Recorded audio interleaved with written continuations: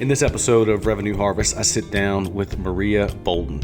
She is an executive president and partner with Gartner Sales.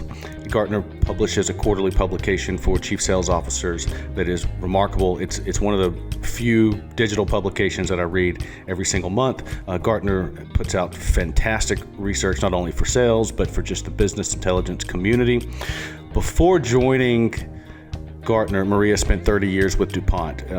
There's a short list in my mind of individuals that truly are authorities at building and leading sales teams, and Maria is one of them. She is a data geek. I love that about her, and so I don't want to spend a lot of time revealing what this episode's about because it's probably one of my favorite of the season, so I just want to get right into the episode. Maria Boulden. Maria, welcome to Revenue Harvest. Nigel, it is so great to be here. Thanks for having me. Well, I am glad that you were kind enough to entertain my request to join me. I love the publication, Gartner, and I love specifically the quarterly report for chief sales officers. I find every episode or every resource, every version, every new edition, specifically since the start of the pandemic, to be very, very insightful because, let's face it, everything has seemingly changed since February of 2019. And so you've seen it all. You've been right there. You've culled through the clutter. You've seen what's real, what's smoke. What are some of the biggest changes that you've experienced over the past couple of years? And then everyone talks about this new normal or whatever they want. There's this balance between what I want to be normal and what I want the future to look like and what it's actually going to be. And so you've seemingly had a crystal ball throughout this. And so tell us what's real. I'll tell you, I wish I had a crystal ball because I'd have hit that Powerball last week and we might be having a different conversation. But we are a very data-driven company. And both in the study of behaviors and in the study of trends and things like that drive behaviors. So as an advisory company, we've noticed a lot about what's changed. And these were changes that were percolating well before the pandemic, but they got a great big shove when COVID-19 became part of our vocabulary. So let me chalk the field a little bit with some of the things we were seeing pre-pandemic. We were already seeing sales getting squeezed out of the buying cycle to the point where engaging a supplier only occupied around 17% of a buying process time spent. That means if you're trying to sell something and offering a service, a product, something to another company, and you have two competitors that are also trying to sell to them, you get about 5% of their time throughout the entire buying cycle engaging with that particular buying entity. That's a lot less than it was when I was selling in the Stone Ages that were the 90s, where we used to be sought after to help that process of what problem do I have? What options do I have to solve that problem? Who might be able to provide that option best, and how do I select among them? Well, now so much of that is being done digitally. That Amazon effect of preferring to learn online and buy online, especially as the rising generation of decision makers are more digital native than their predecessors. We are seeing that not only is sales getting squeezed out of the buying process, there's a very strong preference growing significantly quickly not to engage a seller at all. So when we first studied this changing buying dynamic before 2019, we found that 33% on average of all buyers preferred a completely rep-free experience. And of course, that was higher for millennials and Xers than it was for baby boomers. But baby boomers still had a very strong preference. When we measured that the second time around 18 months ago, we found that number jumped to 44%. And that means, again, researching online, driving consensus virtually or remotely, not engaging a seller of any kind, 44%. And all age demographic groups increased in that preference. Wasn't just millennials and Xers, again, skewing it. Boomers came up in that preference too. We measured it again a few months ago in our latest survey. And this is not like 69 people. This is a study of thousands of buyers across regions and industry verticals, products, services, you name it. The average is now in the mid 60s. Now, there's a lot of sellers out there saying, I'm not seeing that. My buyers still want to see me. Well, a lot of buyers are doing what they need to do because everything's so short. Can't get people. There's a talent shortage. There's a product shortage on pretty much everything. There's an offering shortage on most. Very few people are sitting with flush supply to be able to get to their market. The supply demand curve is very heavily skewed towards demand is high and we don't have enough supply for it.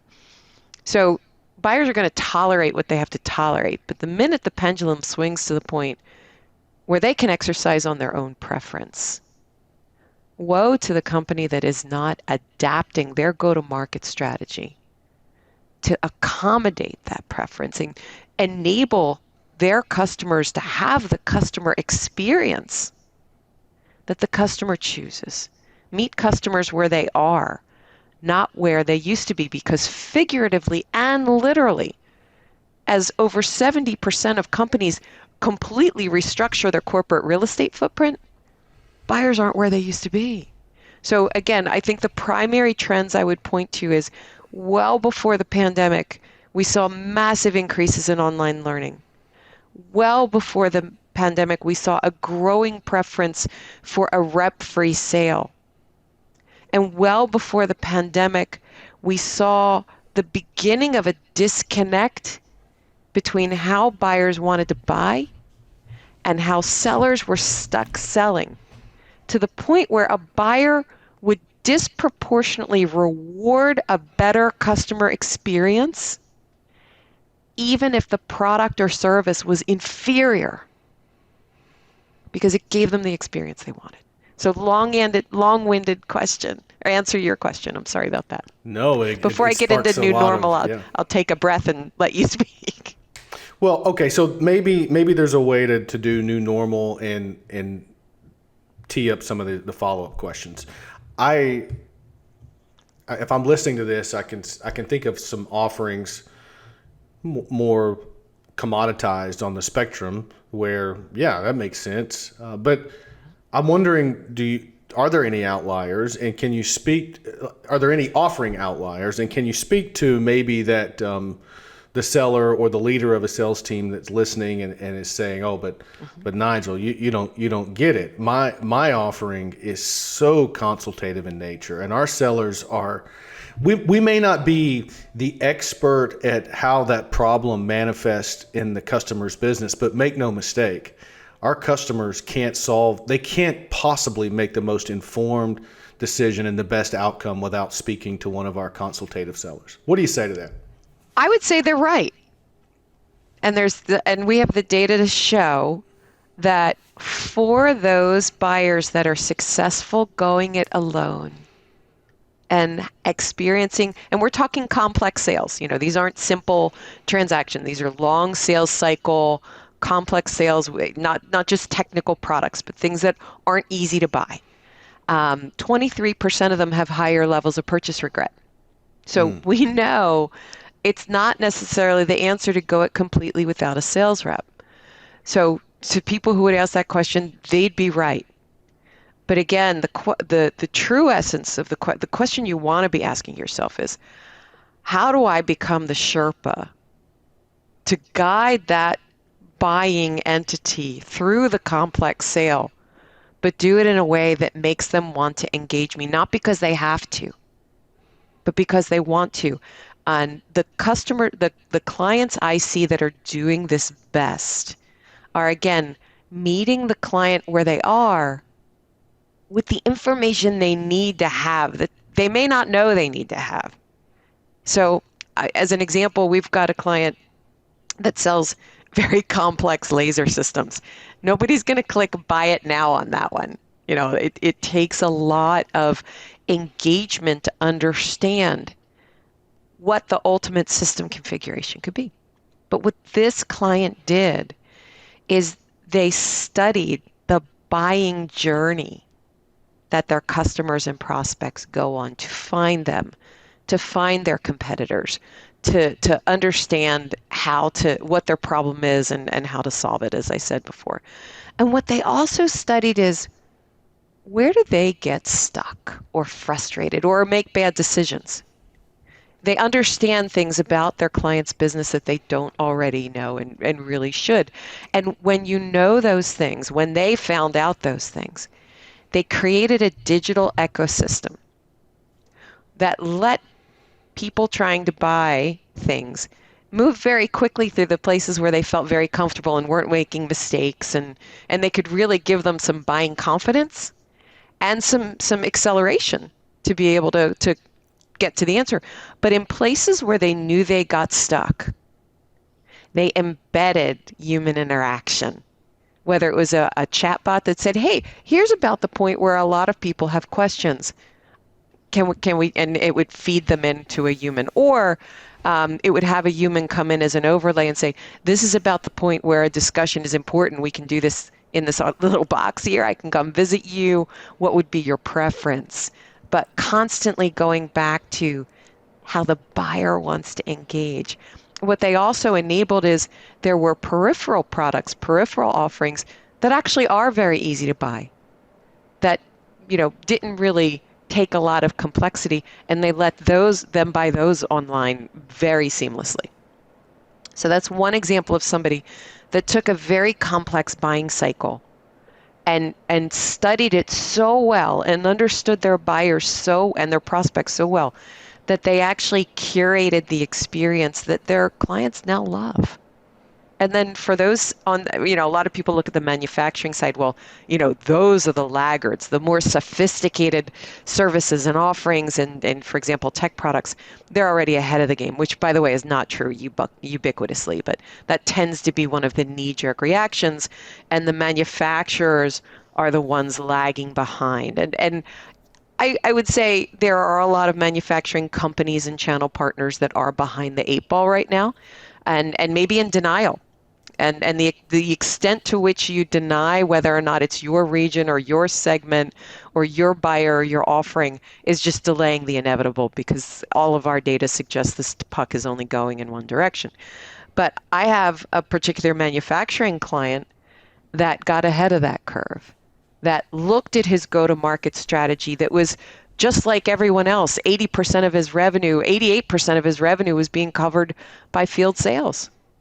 And they weren't able to travel anymore because buyers weren't where they used to be. They didn't want to receive them. They didn't have protocols to let them visit their sites, much less still have an office to enable them to visit their sites. So this chief sales officer very quickly redesigned his go-to-market strategy to I would say in old speak, over-index on virtual sales, but enable a hybrid sales model where he created a sales role with some judgment involved of, when do I need to see the client and when do I cover it virtually, with some guardrails that said, just because you're more comfortable selling in person doesn't mean you can. These are the indicators that say a customer needs to visit with you, and all the other time you're going to default to this virtual box. He deployed this new go-to-market strategy, this new sales organization design, and the new process within it. He saw a 9% increase in revenue per rep and a 22% decrease in cycle time. So it's just powerful. Wow. And so it'd be really hard for us to have a conversation about providing someone some guidance on how to change their offering. So we'll stay away from that. But I'm curious, are you seeing, we can certainly speak to like a cheat sheet of digital tools or digital interventions. Like we mentioned chat earlier. Like, is there a quick list of ways in which, if I'm listening to this and I'm thinking about, okay, I know I need to change my buying cycle and my go-to-market strategy, but what do I have at my disposal that I can use in lieu of a human? That's a great question. What comes to mind for you? So First and foremost, there's some table stakes here. First and foremost, your CRM has to be crack-a-lackin'. I mean, I know after 33 years in DuPont and different instances of Salesforce.com, which is a powerful tool, but there's a reason there's an aftermarket for it after people deploy, because a lot of people botch the deployment. So having your CRM, regardless of what you've chosen, really manage it. Your master data's right, everything about how you handle it, everything that you need to get from it, your sellers are using it. Get the basics right there because that's going to be part of the infrastructure that enables you. Your data has to be clean, et cetera. You're going to have a lot of the answers to what is the buying journey that my clients have today, where do they get stuck, how do they learn, is actually in your own organization already. You don't have to go out and talk to customers for hours. You should calibrate with them because if your sellers are relying on 2019 information or your marketers are relying on old information to talk to you about how buyers buy, that's not going to work. But I would venture to say probably around 60% of what you need to know about how buyers buy is already existing either in your data or in the heads or laptops of your people on the commercial side, whether it be marketing and or sales. If you don't have an e-commerce platform, I wouldn't race to throw one in quickly because that's not going to serve you well. But if you have one, study the data from it. Is it working for anyone?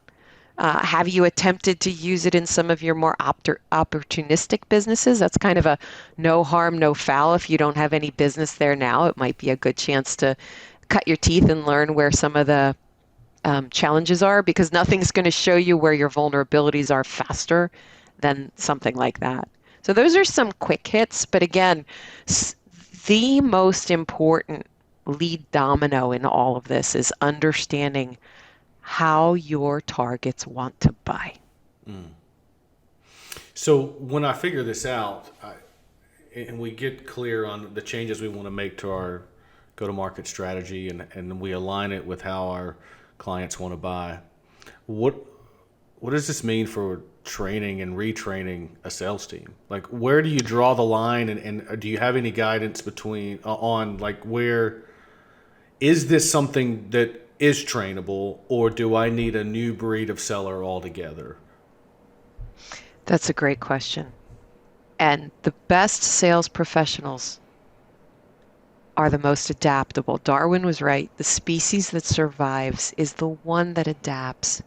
So a sales professional, regardless of what generation into which they were born, that looks at today's market with curiosity, with interest, and with that continued passion to help their clients and a willingness to adapt, they're the ones that are going to rise to the top, and those are the ones that are very trainable. But the ones who think they've seen it before, the ones who think it's just going to snap right back to the way it used to be, and all I have to do is have one good dinner or just put me in front of the customer again, they're shutting down to the changes that the world has already made. So they're trainable if they're if you this is probably there's probably a million people that would say this is not fair. But one of the best litmus tests I have with the sales leaders that I have the privilege to be a thought partner to is if you've got salespeople who are just dying to get back out there and get back on the road and do what they do to the way things used to be, that's your first indicator that you've got somebody that's not trainable and is not going to embrace the new world. There's people who are my generation, not digital native, that are thriving in a virtual world because they've immersed themselves in what today's world needs to buy successfully, not to sell successfully. That's a very different thing. What does today's world need to buy successful? Because when you take care of those things, sales success follows. So I read, and this is going to go back to maybe a year ago, so I'm sure the data has evolved. Once I began monkeying with the different tactics that exist in my buying process. Forecasting and forecast accuracy seems to be my next challenge. So what are you learning about the problems that leaders are faced with regarding forecast accuracy when the process, if you're doing what you're supposed to be doing, which is changing your process to align with what is now 60% of buyers that don't want to spend a lot of time with your sales team, what does that do to accuracy of forecasts? Okay, there's a few things here. It's a great question. First of all, I think we should first acknowledge that forecasting accuracy right now is abysmal for a lot of reasons. In most market verticals that I see, think we've got major constraints. Even if they're not moving a physical product, their services offering involves people, and the war on talent or the war for talent has created a challenge. Even servicing an industry with the people you need, whether it's writing code or training support or whatever. And because of that, the the demand signal tends to get confounded. If it's a physical offering, it tends to get confounded because people are hoarding. If it's a service offering, it can get confounded because people are overinflating their needs or the urgency therein or their readiness for it and skewing the signal that way. So let's put that one aside because forecast accuracy in the current supply constrained environment is a challenge in and of itself. I would say a silver lining to this evolution to a more digital forward and virtual forward sale is there are points of affirmation, there are points of confirmation in the buying journey, especially when it's happening digital, that aren't subjective. You're not relying on a human to interpret another human. You can see, number of digital images. You could see how they're engaging in your buying ecosystem, if you will. There's a digital footprint there where you can observe their behaviors, even in when and how and why they engage your sellers when they do, and they want that in-person experience. So there's a lot of data there that we call verifiers for the buying process. And you can use that data. That's how a lot of people are using machine learning right now. They use the data they have and the customer verifiers they know based on the analysis they've done to say, okay, when we see a prospect at this stage, they're within this many weeks of buying. Based on the data they're showing us, this is what they're going to buy. And that drives their forecasting. So in other words, this is this very cool evolution of traditional pipeline metrics that are now enabled by machine learning that can give you better predictive analytics. Gosh, in this current firestorm, hallelujah, there's a silver lining somewhere. And that's one of them. So then, you and I, in a previous conversation, were talking about maybe the misguided intentions of sales leaders on tracking what I would characterize as maybe majoring in the minor things, tracking activity that really doesn't quite mean what you think it means, especially given the data that you just shared around the reduced role of traditional selling and sellers in this new buying cycle. What do I need to measure now that if customers aren't going to respond to a phone call and they're not answering emails, and I see this firsthand in my practice where you look at emails and LinkedIn messages and you can see, there was just one with a client I looked at today. The seller had one of his top prospects. They opened the email 17 times, but they won't engage. They won't schedule a meeting. They won't even respond, yet here this email has been circled around the office for 2 weeks. So if I'm a sales leader, I'm banging my head against the wall saying, this prospect's seeing the email. There's something that's resonating, but they're not doing anything. So what do you say? What's your guidance on what do I need to measure? Well, I think there's two things in there. First, if the option for that prospect is binary, engage a seller or don't, there's a problem there. Now, if that email has links in it that enables the prospect to explore the offering without picking up the phone. I mean, I don't know about you, but I have 4 kids and none of them actually use the phone as a phone. So what options are you providing where maybe it's not a completely rep-free sale, but it's not the traditional field rep sale where there is a phone call to a human involved in that? How are you enabling them to actually engage you in a digital way, which is what they prefer in the first place? I'm not ready to talk to a rep yet. I want to study you a little bit. Does that email include that? Maybe they're using it, or are you using SalesLoft or whatever mechanism you're using to know that they're opening it to also track what they do when they get there?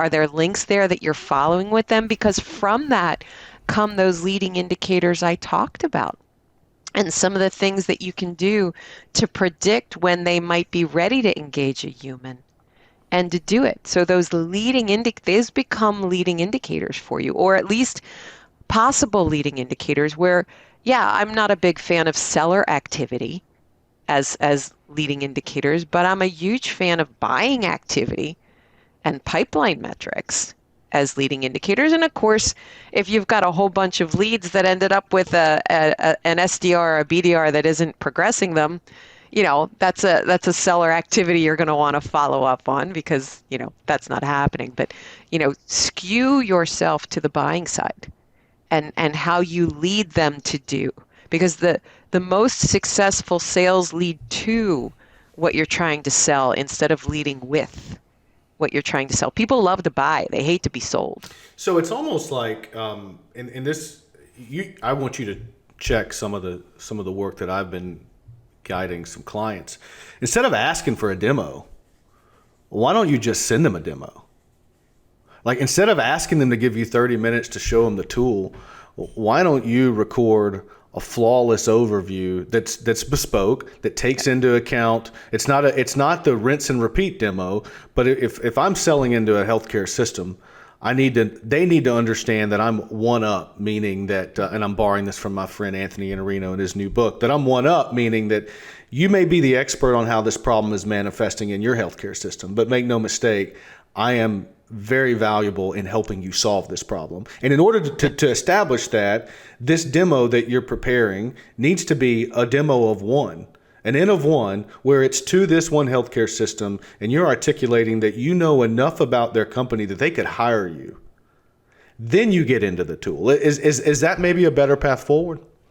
We're seeing the use of a lot of freemiums or demos or things like that out there that are being very successful. And what I think some of the ones that are driving that success are the ones who, to your point, they know that client really, really, or that target really, really well.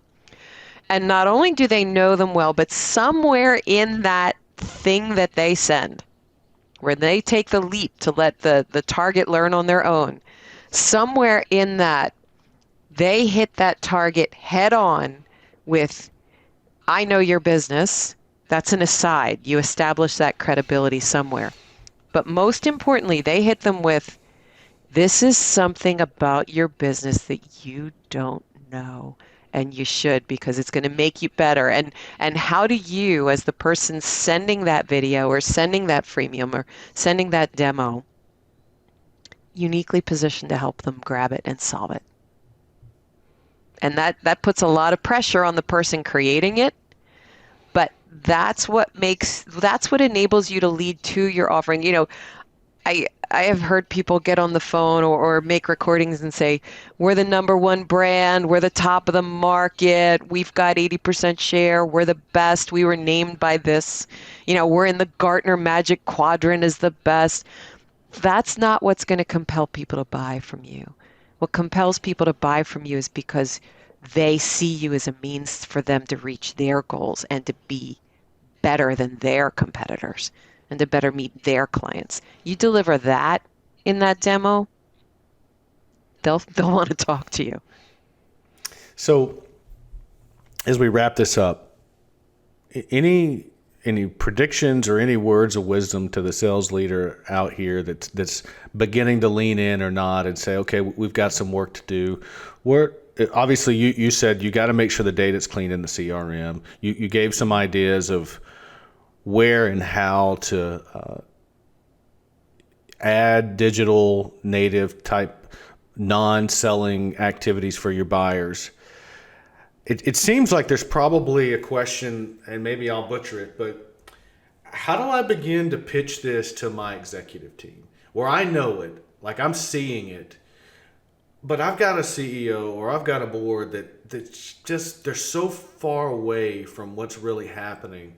What's your guidance on what I need to bring to this conversation to get the executive buy-in to make some of these changes? Because make no mistake, it's going to cost you something, whether it's resources for training, resources to create these digital pieces, or resources to hire a different type of seller.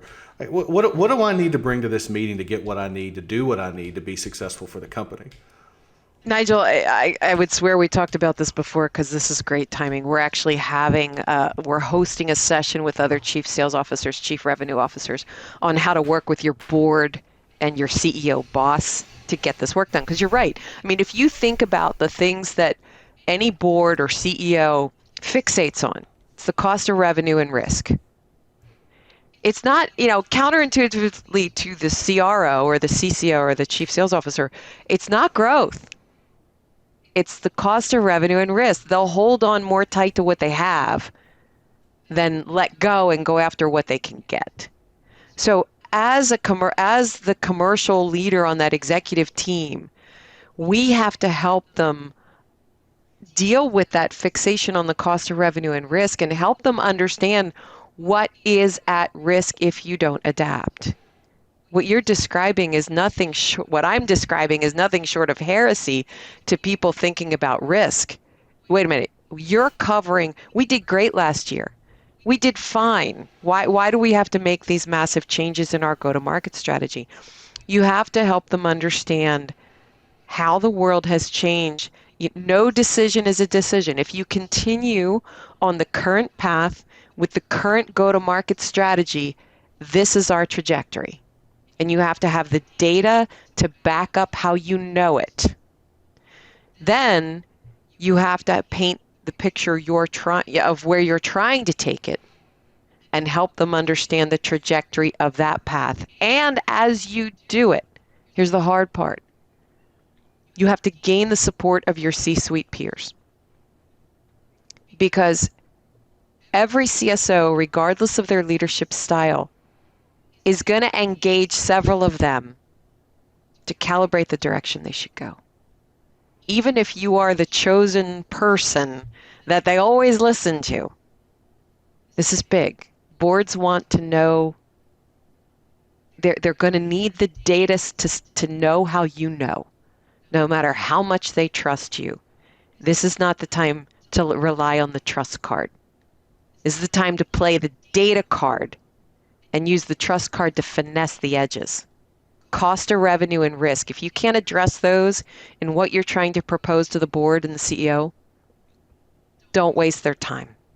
Well, Maria, thank you for joining me today. This has been, I'm going to go back and listen to this myself because it's just been full of nuggets. Where can someone find more about you, or where would you point? Are there specific resources, or obviously they need to go subscribe to the CSO quarterly report, but outside of that, how do we find you and how do we get more from this research that you are so willingly sharing with us today?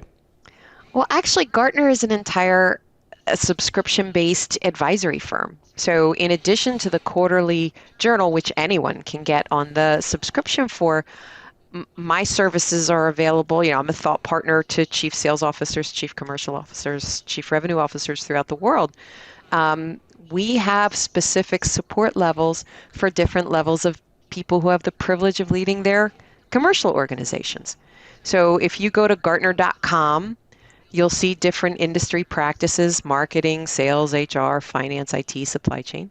Go to the sales practice, you'll see the different levels of support that are available. I'm in the senior most, and there's a team of us that do this. And I'm on LinkedIn. You're also welcome to reach out to me, and I can make sure you find the right people for the right level of support. Thank you so much. It's been Thanks for having me. It's been always so nice fun to talk to you. Well, I wish you a wonderful rest of your spring and summer, and we'll see you out there. Thank you, sir. Look forward to it. Music from this episode is from my good buddy Justin Adams. You can listen to Justin's music in Spotify or Apple Music. Thank you, Justin, for the music, and thank you for checking out another episode of The Revenue Harvest.